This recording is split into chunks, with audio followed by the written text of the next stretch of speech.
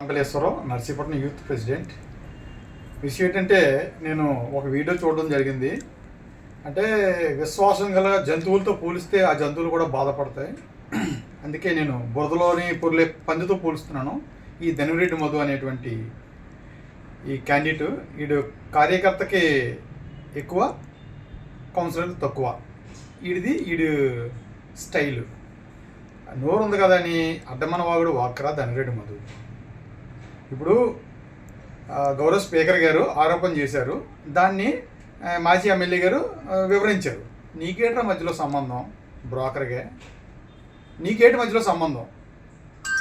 నువ్వెవడవరా చెప్పడానికి?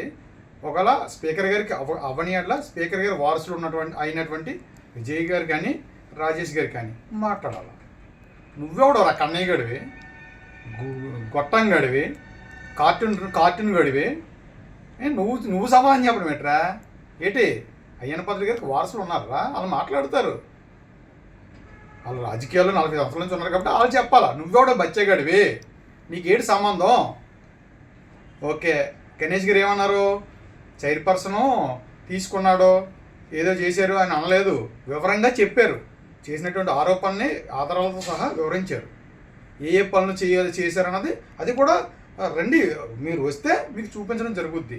ఎవరు? గుడి చైర్మన్ గారు. అర్థమైందా? గుడి చైర్మన్ గారికి నాకు సంబంధం లేదు అనలేదు. ఆయన బాధ్యత తీసుకొని ఆయనకి చెప్పమన్నాను.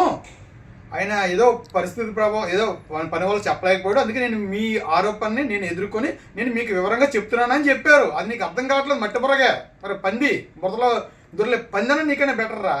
పందిగే వయసు వచ్చింది, బుద్ధి రాలేదు, పదవి వచ్చింది, గౌరవం లేదు, సిగ్గు లేదు, శరం లేదు.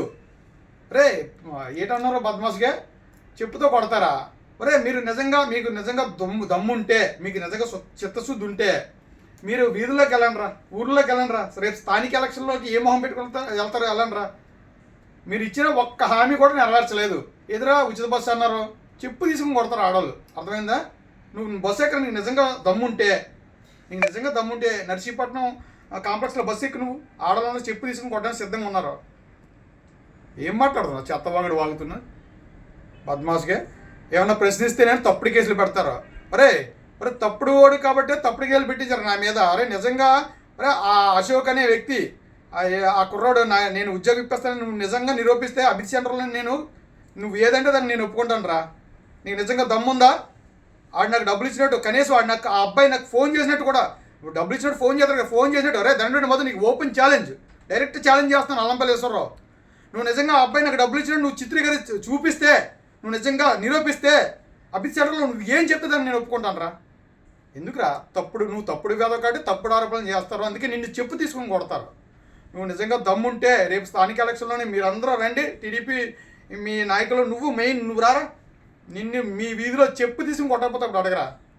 ఒక్క పథకం ఇవ్వలేదు, బుద్ధి లేకుండా మళ్ళీ ఈ యొక్క ఆరోపణలు. రే నూకలతల మీద అబండాలు వేయకండి రా, నిందలు వేయకండి రా. నూకలతలు చాలా పవర్ఫుల్ దేవతరా, సంకరాకపోతారా.